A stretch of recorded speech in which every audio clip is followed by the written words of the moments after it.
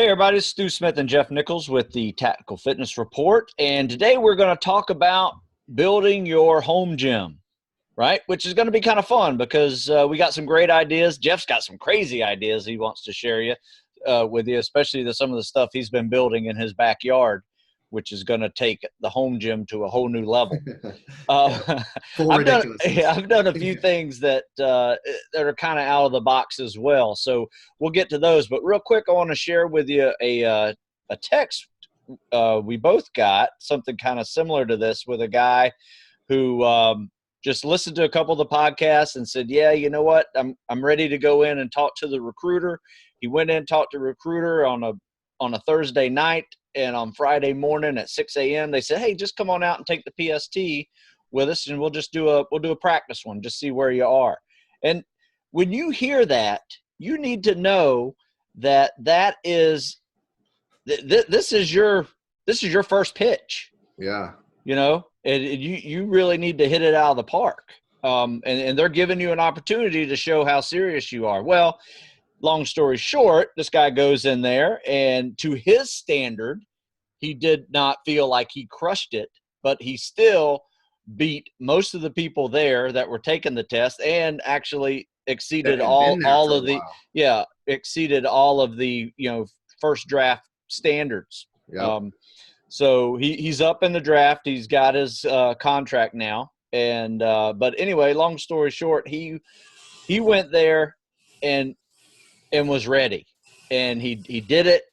He did what he was supposed to do. But the thing that he said that shocked him, and he goes, "You know what? I went there and I was swimming, under 8 minutes on the 500, and there were people who were there already signed into the delayed entry program that have never finished a 500-yard swim, that didn't even know how to do the combat swimmer stroke." Yep. So when we say be prepared, that's number one. You need to be able to run, and you need to be able to swim. PT numbers will come up real fast. That's no problem. But if you don't know how to swim, that's going to take you months to, one, not only learn how to swim, but to get comfortable in the water. Because 9 times out of 10, if you can't swim, you're probably having some comfort issues going on too. So. Yeah, and so what you see here, aside from the black and white obviousness of this guy prepared, did well, etc. And we talked the other day about, Stu and I did, about, hey, again, being serious, showing them you're serious.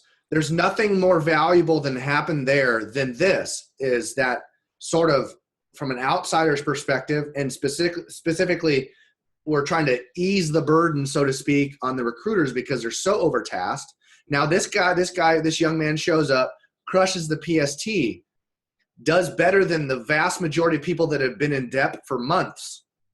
Now the recruiter's going to go, he's going to certainly shift his focus to this guy and go, "Oh, we're putting money on this guy." Yeah, he's serious. Right? He just jumped the chain of command, so to speak. And now he's got people that have been maybe not to their fault. Yep. And in the delayed entry program, not performing. This kid shows up. He just becomes an ace. He's a slam dunk for these recruiters. Yeah. So all the more reason now you really see this play out, because especially if you're going into the delayed entry program for spec war, you most certainly are going to be put into a group of people. If you're a master at arms going to the Navy, you're not going to be put into a PT program with a bunch of mastered arms. Probably you may come in and they're going to do, bi-monthly, weekly sort of just conditioning days. Yep. But when you're talking about delayed entry programs, specifically respect war, you can expect to be placed in a group. So wouldn't it behoove you to show up and be placed not at the end of the group? No. Certainly middle or better. And this guy just threw himself right in the top of it. And now he's the horse. Yeah, right? You know what, Jeff? This was this guy's job interview. Yes. His first time meeting the SEAL mentor and the scout team and all the recruiters, he made a good first impression, right? That's all it is. Do you want to be put into the passing auto qual / first draft standards? Yep. Or do you want to put in the failure group? Yeah. Because guess who they pay most attention to. Yep.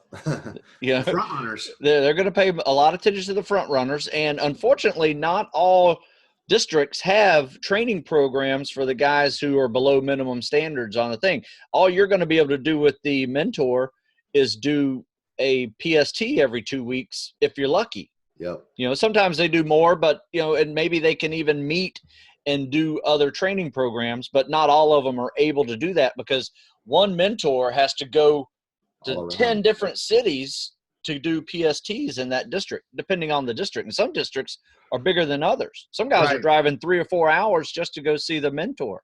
And you know what? And this is my last piece, which is probably, I consider it the most valuable piece.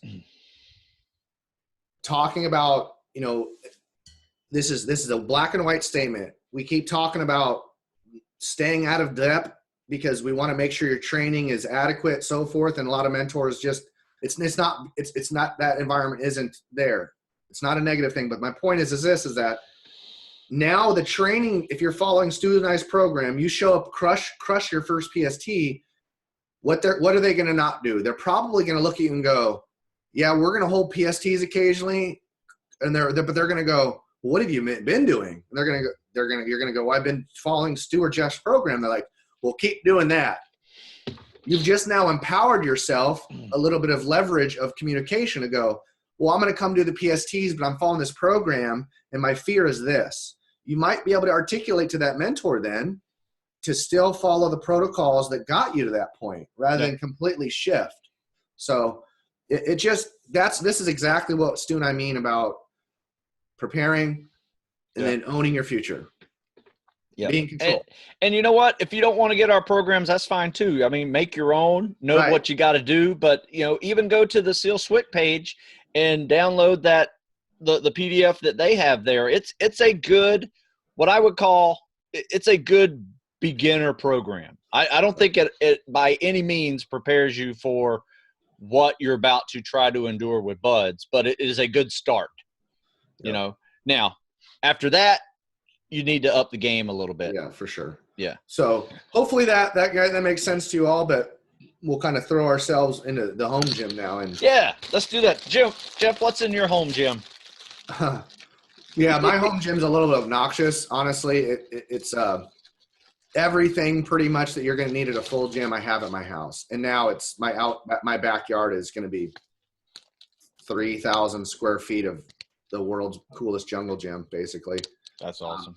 It's getting obnoxious, right? The contractors are working on it right now. But so when it comes to a home gym, right? It's one of a couple things. So we could go all over them off the map and be kind of crazy. So I don't do that, which I have a tendency to do. I'm going to organize it in a couple ways, right? We can organize it like, hey, what's your budget, right? What's your space? What's your goal? Okay. I'm not talking goal as like, I get the buds. I'm talking, okay, if there's kind of two ways to approach it. You're going to either try to do everything at home or try to do some days at home. And what I mean, especially for the active duty police officer, firefighter, where they may have access to a gym, but then you have a family that you're like, man, I just want to get home. And if I can get home and train 2 days a week in my garage or my home gym, that keeps me closer to the home, keeps closer to family and so forth. So that's really where you got to decide. It's like, do I want to do it all or some? And so if you go some, you go, all right, well, what am I not going to buy? Like, well, I'm not going to buy this big squat rack so I can do squats. So I'm not going to do squats at home. So what can I do? I can do ancillary work at home. I can work biceps, triceps, maybe shoulders. But instead of going out and buying this big rack, we go, okay, when I started my first home gym years ago, I was like, well, I'm going to try to spend 2 days at home. What 2 things can I do at home that I can't do, or that, that I'm not going to be able, that I won't have to do? I can do biceps and triceps at home. So band work is probably my favorite thing to do in that environment, home gym environment. They're inexpensive, they're readily accessible, and they work. Good band work works. I'm talking like anything you would do like in a selector cable, you can do with the band. Yep. And really almost anything you can do with the free weight, provided you have, some attachment pieces. And that's the same with the TRX, for example. Yep. TRX. Boom, right? That's my go-to. Yep. And then from there, it's like, okay, what else can we do that's fairly cost effective? Well, you can definitely buy some barbells at a relatively go to Plate Against Sports. You nothing expensive. It doesn't have to be. When you start adding weight and freight shipping, it gets pretty expensive. So go to Dick's, go to yard sales, even big gyms are sometimes trying to get rid of their old equipment. Old universities are always have equipment to get rid of. Email Sornex. Sornex has dozen huge, like basically empty, or not empty, like semi-trailers basically, full of old equipment that that's old equipment they've manufactured, or when they go in and redo a gym, sometimes they take some of the old equipment as part of the deal. Hey, bring the new gym in. Sornex takes the other stuff and recycles it. Right. Oh, that's cool. Reach into some exercise equipment companies and go, hey, this is what I'm trying to do. And that's kind of the start for me is like, I got power block dumbbells, the selectors.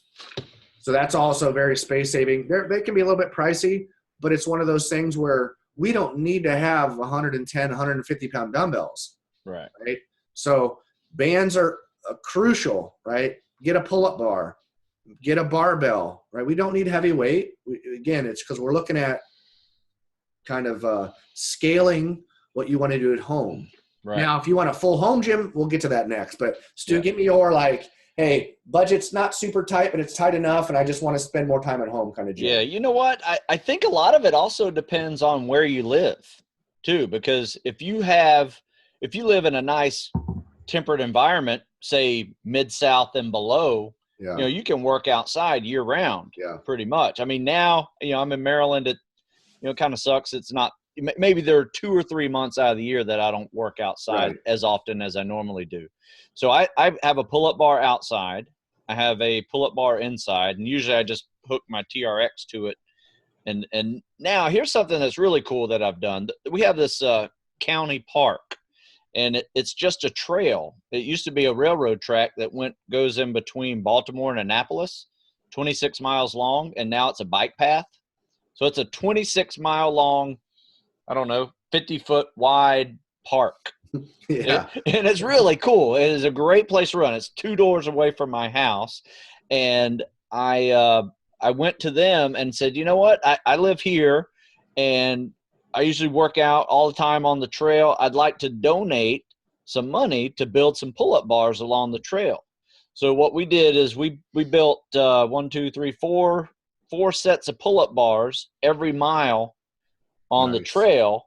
So now, as part of our training, we'll run a mile, do pull-ups, push-ups, sit-ups, run a mile, pull-up, push-up, sit-ups.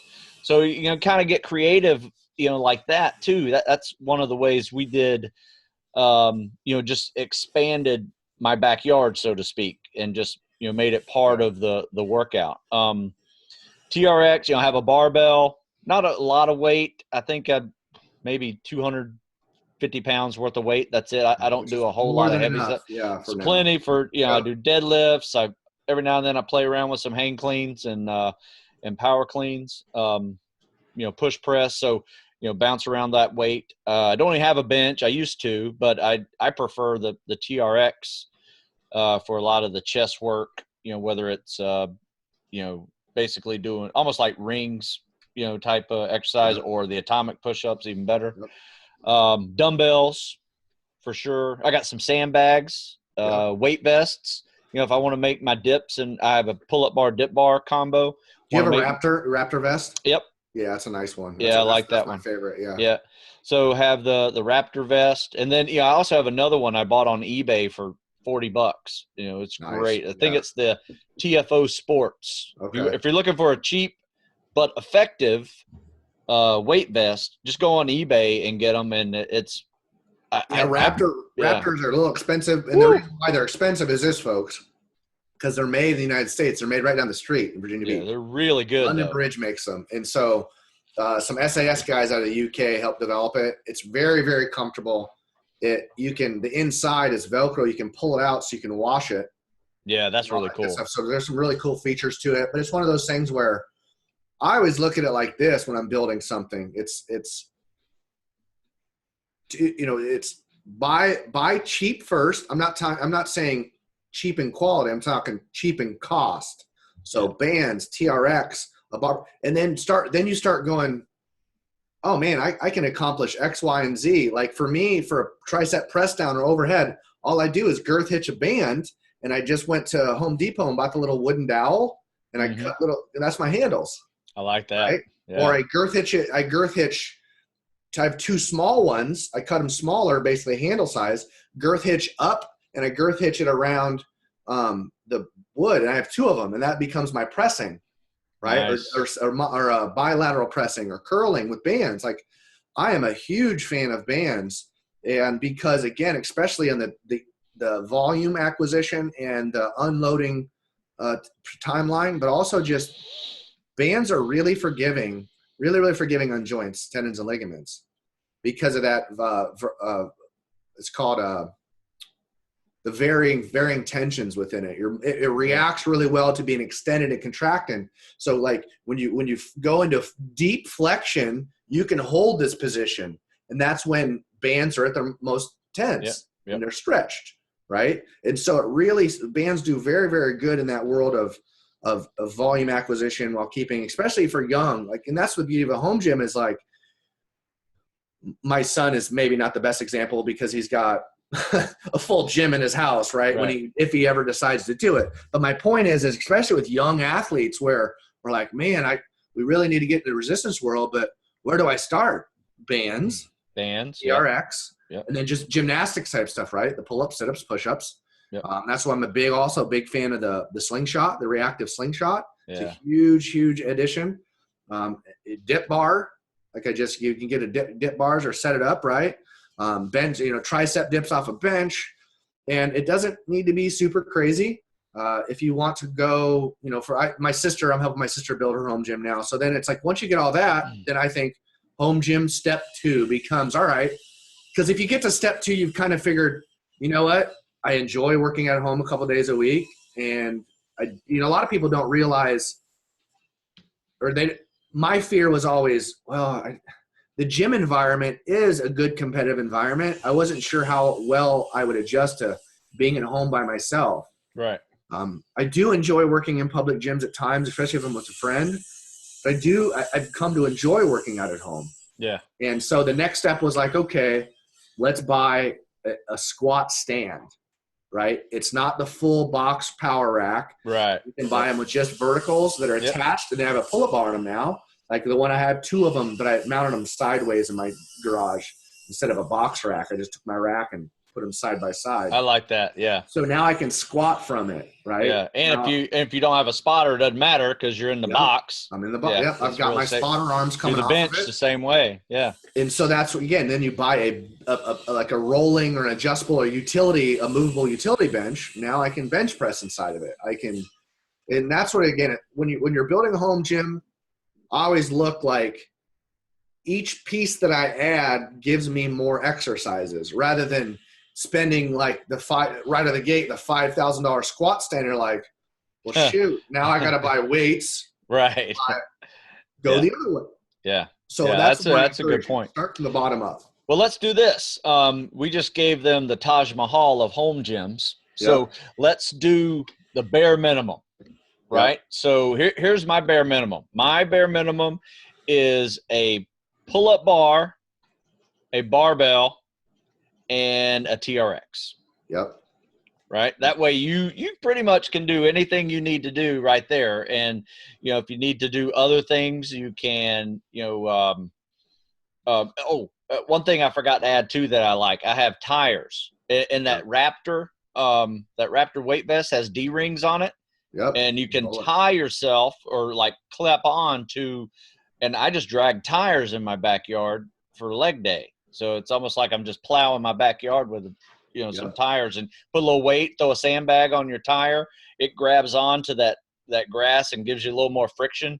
Yep. And that's a really good one. But I would say the minimum standard, weight vest for weighted calisthenics. Yep. Pull-up bar. If you have a pull-up bar, dip bar combo, even better. TRX and a barbell. Yep. You're not even looking at a whole lot of money. In fact, you could probably find most of these on eBay, all of them for under $100. Yep. And you can do everything you need to do there. Yeah, I'm going to add to that. I'm going to add bands to it. Again, we're talking the 1/4 inch the 1/4-inch bands, the 1/2-inch bands, and the inch bands. That's it. Those 3. So typically it's an orange, a red, and a black. Yeah. Typically. Yeah. Those are the color schemes most people are using. And they're usually real big, right? And you can use them to spot you for pull-ups, or you can use them for rows and anything. Yeah. Yep. And so you're going to spend to get those 4 sizes of bands, you're probably going to spend under $30 or $40 for all 4 sets. They're going to come as a pair. So you're going to get 2 of each. Yeah. I know Sornex for sure. That's where I get pretty much all my stuff from them. Yeah. And it is what it is, especially I use Sornex because it's 100% American made. They're the only company that is, which is why all the special forces have Sornex gyms, is because it's very compliant, US made. Yeah, it's awesome. The other side is then I look at it and I go, okay, well, what else can because I really like medicine ball work, but they're expensive. So here's your solution. It's a very simple solution, super simple. You go to a Dollar Tree and you buy a bunch of different basketball sizes. Go home, and then you go to Home Depot, or if you live on the beach, go to the beach. Cut a small hole in it, fill it full of different weights of sand, and then just take duct tape and just tape up the ball. Yep. Now you have a non-rebounding medicine ball. Yeah, that's pretty good. That's a good idea. What we do is we make what we call sand babies. Mm-hmm. And we call them sand babies because you can't throw them down or they'll explode. Yeah. But they're great for carrying. You can carry them on your head to kind of simulate boat carries. You can carry them on your shoulder for, walking fast, jogging fast with a log. You can do squats with them, lunges with them, chest carry lunges, overhead carry stuff. And those are a great one too. We make those all the time. And usually we make them pretty tight, and they're perfect little pills to put in the back of your ruck too. Especially if you got an Alice pack, you want to fill up that little radio pouch back there. Those little pills fit right in there. It's 40 pounds, maybe 50 pounds, and you got it, to fit in your back right there. And so what we do is we go to Home Depot, buy a 50-pound bag of play sand, right? Take out just a little bit, maybe 10 pounds of it, and roll it over itself, a little hole, roll it over itself, and now just duct tape the hell out of it. You're probably going to use 2 or 3 rounds of duct tape on this thing, and then you got this little compact thing about like this. You can make it a little softer if you want, put it on your head, and you that's can do a lot of cool stuff. That's essentially what you guys are going to have at Buds. That's essentially what's made at Buds. Yeah. Basically just big sand blobs. Sand babies. And so so that's level 1. There's the basket. Level 2 is this. There's a company called Spartan Sandbags. It's 100% American made out of Denver, Colorado. They're veteran-owned business. They basically make backpack-looking things, but they're spherical. Yeah. And they come in 20, 30, 50, 80, 100 pounds. You just fill them full of sand. So instead of buying because I have some of the D-balls that, I have like a 130-pound D-ball. It was like $600 with shipping, right? With freight, right? So it's like, okay, if you buy the bags from Spartan Sandbags, the bags will be $60, $50, something like that, or 40, the smaller ones. Yeah, fill them yourself. Yeah. Right. So it's kind of like it's medicine balls aren't expensive. It's the freight. Yeah. Like the freight on my 130-pound D-ball was almost $400 just for shipping. That's crazy. Right. So it's kind of like, because Perform Better or Sornex always do these great Christmas sales. You're like, oh man, 60% off this sandbag or off this medicine ball. But then you're like, it cost me $80, but shipping was $400. Right. So if you do that with Spartan Sandbags, because they have sandbags and sand balls and all sorts of crazy stuff. And again, it's American made, 100% American made, Denver, Colorado, veteran-owned business. So I like to support those folks. Yeah, absolutely. And so and then step 3 is buy the medicine ball. Right. So I'm just such a huge fan of medicine balls. I just think they're great. And they're durable. You can leave them outside, man. Beat the hell up. Right. Yeah. So, and then I think the other side is for a home gym is a sled. Yep. And again, step 1 is tire, right? Tire. And even with the tire, what I've seen before is you can take like Stu's idea with the tire and you can put sand in it and start duct taping it. Yeah. Tire. Yep. And use a little heavier tire. Not a whole lot. You don't need to put a lot of weight in there. Or you can fill it with all sorts of stuff. You can take other tires or other rubber material and shove it in there on the inside. Yep. Add 10, 15, 20 pounds. I've heard someone the next side of is like you can take really anything. You can take an old refrigerator door, right? You can take an old freezer door it's flip it upside down and weight on it, and then run stuff through it. I've also had someone that said that they took a guy who lived in Oklahoma, one of my online clients, like out in the country in Oklahoma. So they had like an old car hood they found at a dumpster, and they cut it. They just cut it into square and they curled up the front end of it, put rope to it, and that's what they put weight on it. Nice. They put like rocks and bricks on it, and that's what they pulled. That's a good one. Again, here's the thing we all want the fancy gear, and I'm guilty of it, but the reality is that it doesn't have to be super, super expensive, and you can create a really, really fantastic gym with, especially for the country boys like me, man. Like I could just find shit all over the place to make bricks as a kid. That's all I did. A log. Yeah, for sure. You got to have a log, like like half a telephone pole, or just find your own half a tree, cut it up, get the bark off, and you can do one-man log PT with one. You can do deadlifts with it on one end. You can do some cool stuff. If you were to splurge, if you were, here's from home gym. Let's go.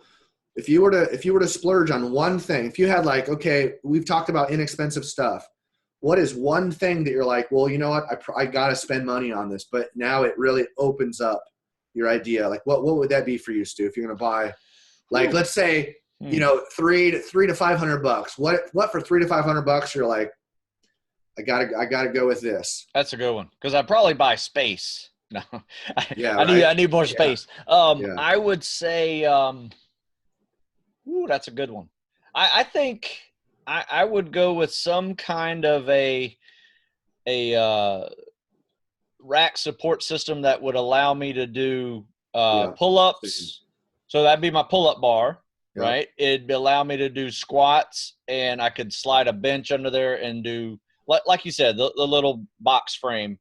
Squat rack, squat stand that allows you to do everything. You can do shrugs, you leave the barbell on the arms, do your bench press there. That's probably where I would go if I were to help consolidate all of that. And then if you can find it, you might be able to find stuff that you can add to it, so it's almost modular.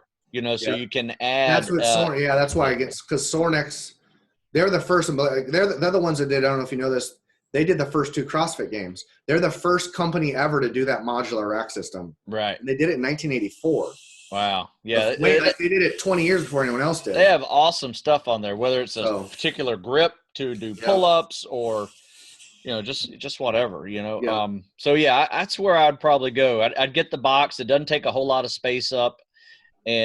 But you're able to do the 3 main things that I probably love the most, and that would be pull-ups, bench press, squats, with a barbell, and so I guess that'd be my go-to. Yeah, and I think my point, kind of all this is, and I didn't know what Stu would answer, but I postulated that he would answer, because the point of it is what he's doing is he's picking something that has more than one use. Yes. You know what I mean? That's the big thing. Like, again, I know I have my custom bench press that Sornex made for me was really out of want more than need. Right. But that's one of those things, because people pay for our time, my time.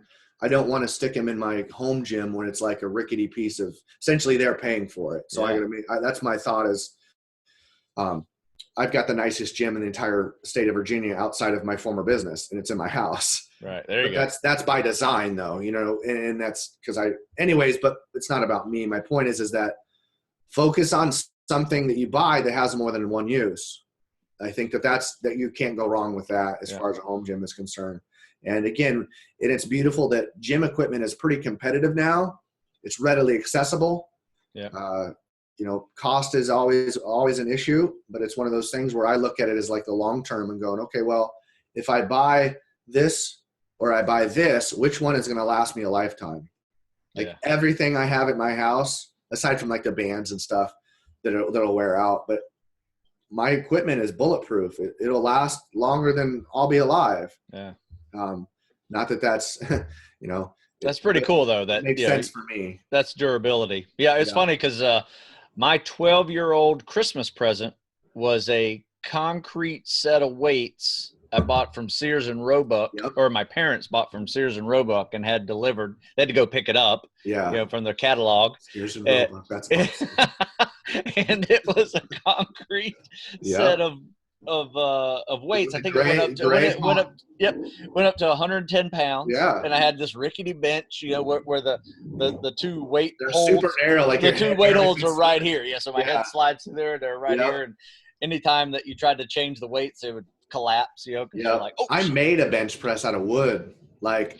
It was sturdy. It's still at my parents' house. Like it was just, I did the same thing because I was like, my dad has a huge wood shop, and I was like, okay, well, I don't have the money, and my dad was like, yeah, just use whatever wood you want, and I made one, and it pretty darn sturdy. But then that's the thing too is like it's all a matter of if you put your mind to it, you can make something that really serves exactly the purpose you want, or is close enough to that purpose to still give you good value. So it's like, yeah, I got it, man. I don't have a budget to put, X $1,000 in my home gym. Well, again, that's what Stu and I keep saying. We don't get wrapped around the exercise, right? Get like, oh, I don't have a barbell to do back squats. No, look at it as a movement pattern. And then you go, how do I load that movement pattern? Sandbags. Yeah, bricks, sandbags, weight, whatever. Yeah, a tire, pushing a sled, tire on your shoulders. Whatever. Yeah, look at it as more of like I just got to move a mass and execute a good movement pattern. Now, the closer you get to some of the weight equipment, the barbells and dumbbells, it's a little bit easier to string together more volume and more quality reps. But don't panic, right? Yeah. Be patient, especially for so many of you. We know that you're 15, 16, 17, 18 years old, and you got to ask mom and dad, or you just got to be self-reliant. So I actually just got that email this morning about home gyms too. So you know what? The thing is get creative, and go online. Google. I guarantee you, if you Google homemade gym squat rack. Yeah. Homemade. You're gonna find it. Put DIY. Yeah. Squat rack. Do it yourself. Yeah. Whatever. Yeah. And that's how whatever exercise you want, you'll find. I pretty much came up with that idea. I basically Googled like backyard American Ninja Warrior, backyard home gym, backyard this. And that's where I got a lot of the ideas for what I have in my backyard. That's I'll eventually get the photo up when it's done, but it's obnoxious. Yeah, it's pretty cool though. Fun. It's going to be super fun. You got to get the warp wall. Yeah. Oh yeah. Got to get the warp wall. I want to run up that damn thing. Right. I've got they're building it right now. It's 6-7 feet off the ground. Basically, it's a stairwell. If you got on the inside of a stairwell, you can grab and throw your hands back. Right. It's peaked. It's two inside stairwells, and then it has two slack lines going to it.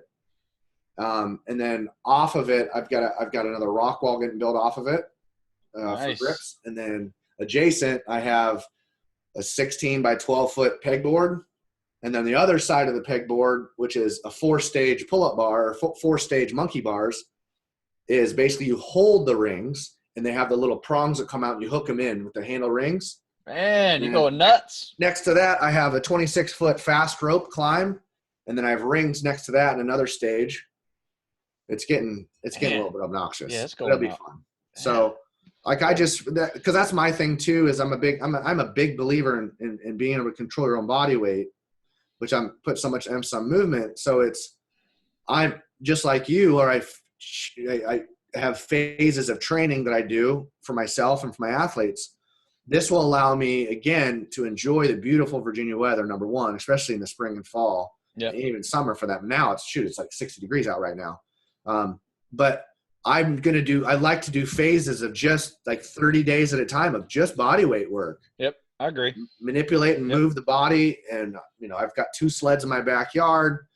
I live on 2 acres, so I can move. I can get going. It's something too, consider this too, whenever you're building your home gym, and, now a lot of these, military units, whether they're, the actual big Army or big Navy or actual special ops units, now they all have newer functional fitness PSTs or PFTs. The Army does just implemented it. The Ranger, athlete warrior the raw program. Yep. The Army just has a brand new PT that they're going to I mean, they're doing it now, but they're doing stuff. They got medicine ball throws, they got sleds, they got farmer walks. You got a wall traverse. Yep, I think there is actually a sledge part 2 or something. Yeah, there's a couple of different things, in there that, they're all functional things that you even have to push a sled. Yep. Jerry can carry, I think. You still got the 2-mile run, yep. which you got to do. But there things are getting a little. Oh, there's a deadlift, trap bar yep. deadlift. There is. Yep. So all of these things, you can, still do in your home, and start preparing for. So maybe if you're going to be a Ranger or you are in the Army that want to go Ranger, just know that there are programs out there that you're going to have to be doing. Might as well kind of build your home gym around some of those tests that you're going to be taking, especially if it's a competitive nature test, which most of these programs are. So that's another idea. Yeah, I mean, we certainly could go on and on about like what to do, but it really is, and I mean this not just to keep it like so everyone can benefit from this talk, but really it's don't get super complex with it. It doesn't need to be. Again, bands, TRX, a barbell, a pull-up bar. Once you start that process, right away you'll go, you have to use your imagination, number one. And also you'll go, if you're consistent with it, you'll notice that right away you're getting benefit. And that's really what it comes down to is it's consistency and frequency. And if you do both, you're going to get value. And you'll be able to actually, not chart it, but once you're being consistent with even your home gym, with enough frequency, you'll be able to look back and go, yes, it's validating. It does work. It is working. Yeah. Okay. And one thing too is if you're a young kid watching this and maybe 12, 13 years old, he's a little older now, but when my son was 12, 13 in that zone, all we had was a pull-up bar, dip bar, and some dumbbells, and had TRXs. And at the time, he couldn't do his first pull-up. So we just did TRX rows, off the pull-up bar. And so he had pull-up, dips, dumbbells.